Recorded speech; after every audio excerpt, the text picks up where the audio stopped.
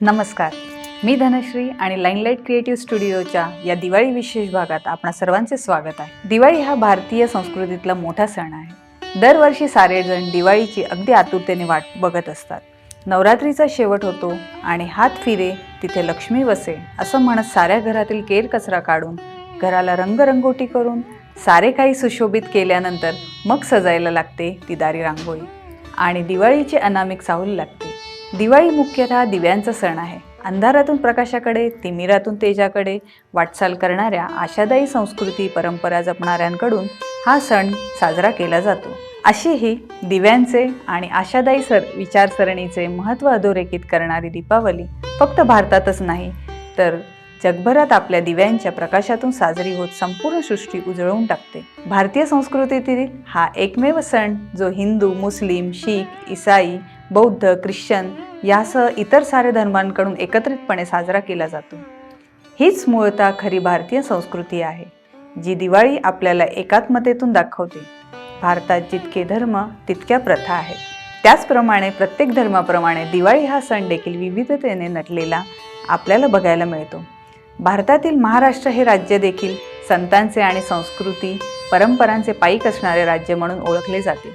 वसुबारस ही दीपावलीची सुरुवात असली तरी दीपावलीच्या एक दिवस आधी येणारी रमा एकादशी ही चातुर्मासातील शेवटची एकादशी आहे। यामुळे या एकादशीचे महत्त्व अपार आहे। वर्षभरातील सर्व एकादशींना विष्णूंची पूजा केली जाते, मात्र रमा एकादशीला श्री विष्णूंचा 8वा अवतार मानल्या गेलेल्या श्रीकृष्णाचे पूजन केले जाते। रमा एकादशीला श्रीकृष्णाची विधिवत पूजा केल्यास सुख आणि सौभाग्य प्राप्त होते असे सांगितले जाते। म्हणूनच दीपावलीचे शुभ कार्याचे द्योतक रमा एकादशी मानली जाते। महाराष्ट्रातील दीपोत्सवाची सुरुवात ही वसुबारस या सणाने होते। जशी प्रत्येक कार्याची सुरुवात ही गणेश पूजनाने होते, तशी दिवाळीची सुरुवात ही वसुबारस म्हणजे गायगोऱ्यांच्या पूजेने केली जाते। अश्विन महिन्यातील कृष्ण वद्य द्वादशीला वसुबारस साजरी करण्याची प्रथा आहे। या सणाला गोवत्स द्वादशी म्हणून देखील संबोधले जाते। असे सण साजरे करणं म्हणजे खरंच आपली भारतीय संस्कृती किती खोल आणि मर्मबंद आहे याचा थांग आपल्याला लागतो। गायीगुरांविषयी कृतज्ञता व्यक्त करण्यासाठी एक संपूर्ण दिवसच भारतीय संस्कृतीने आपल्याला बहाल केलाय। यातूनच निसर्गाच्या आणि प्राणीमात्रांच्या अगदी जवळ जाण्याची आणि आपली काळजी घेण्यासाठी एक मनुष्य प्राणी म्हणून त्यांच्या उपकारांचे पाण फेडण्याची संधी आपल्याला मिळत असते। म्हणूनच हे सगळं खूप विलक्षण भासतं। हिंदू धर्मात गायीला अपार महत्त्व प्राप्त आहे।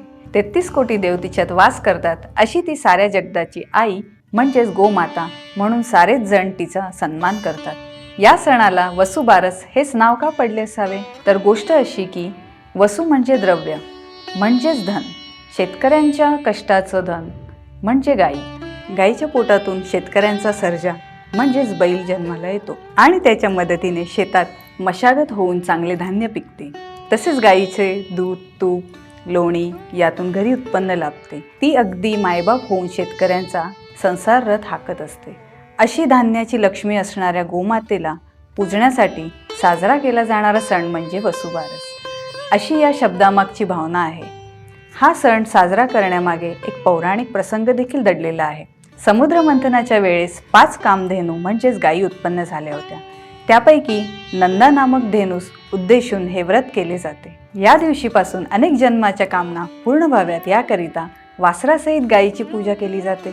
भरपूर कृषी उत्पादन व्हावे, आपल्या मुलाबाळांना चांगले आरोग्य व सुख मिळावे म्हणून ही पूजा केली जाते। वसुबारसच्या दिवशी एक कहाणी घराघरात वाचली जाते। ती कथा अशी आहे की एकेकाळी एक वृद्ध महिला होती। तिची एक सून होती। त्यांच्या गोठ्यात गुरेढोरे असून त्यात गव्हाळी मुगाळी या नावाची वासरीही होती। एक दिवस ती वृद्ध सासू शेतावर जाताना तिने सुनेला सांगितले की गव्हाळी मुगाळी शिजवून ठेव। खरं तर तिच्या सांगण्याचा अर्थ असा होता की गहू आणि मूग शिजवून ठेव, पण सुनेने अर्थ वेगळाच घेतला आणि तिने गव्हाळी मुगाळी वासरे मारून त्यांचे मांस शिजवले। वृद्ध सासू घरी आल्यावर तिला सारा प्रकार समजला। सासू आणि सून दोघीही घाबरून गेल्या। सासू देवापुढे धरणे धरून बसली, देवाला विनवू लागली, अरे देवा, तू कोपू नकोस, माझी सून अजाण आहे, तिचा अपराध पोटात घाल, माझी वासरे जिवंत कर। देवाने वृद्ध बाईचा निर्धार पाहिला आणि सायंकाळी गाई रानातून चारा खाऊन परत येईपर्यंत वासरे जिवंत केली। हा चमत्कार बघून प्रसन्न झालेल्या त्या वृद्ध सासूने गाय वासरांची पूजा केली, त्यांना गोडाचा नैवेद्य खायला घालून मगच ती जेवली। मग या कथेचं तात्पर्य काय? तर मोठ्या वडीलधाऱ्या माणसांनी सांगितलेली प्रत्येक गोष्ट नीट ऐकून घ्यायची। जर आपल्याला एखादी गोष्ट समजली नाही तर उगाच गैरसमज करून मनाने काही करण्यापेक्षा नम्रपणे पुन्हा विचारून नीट समजून घ्यायचे आणि त्याचप्रमाणे करायचे। या कथेद्वारे आणखी एक गोष्ट लक्षात येते, एवढं सगळं होऊनही त्या वृद्ध सासूने आपल्या सुनेला झालेल्या चुकीबद्दल तिला शिक्षा केली नाही। ती चूक अजाणतेपणाने झाली होती। तिच्या हातून अजाणतेपणे घडलेल्या अपराधासाठी क्षमा करण्याची विनंती तिने देवाला केली। माणूस हा चुकीचा पुतळा आहे, चुकलं तर शिक्षा नव्हे बोध द्यावा, असे या गोष्टीचे तात्पर्य म्हणावे लागेल। वसुबारसच्या दिवशी संध्याकाळी गोठ्यावर जाऊन गायीची आणि तिच्या वासरांची मनोभावे पूजा केली जाते। गाईला बाजरीची भाकर आणि गवारीच्या शेंगांच्या भाजीचा नैवेद्य दाखवून खायला दिला जातो। वसुबारसच्या दिवशी सकाळच्या पहिल्या प्रहरी अंगणात सडा सारवणं करून रांगोळी काढली जाते।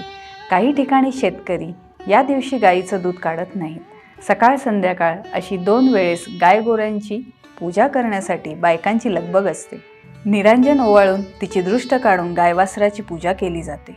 याच गोवत्स द्वादशीला पुष्कळ महिला उपवास करतात। आपल्या मुलाबाळांना चांगले आरोग्य मिळावे आणि सुख मिळावे यासाठी देखील वसुबारसची पूजा करण्याची प्रथा आहे।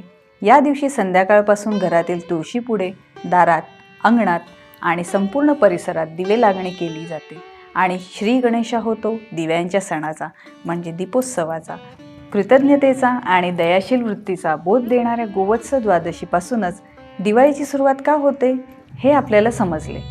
म्हणूनच दिवाळीचे हे पर्व आणि हा वसुबारसचा सण आपण अजून उत्साहाने साजरा करू शकतो।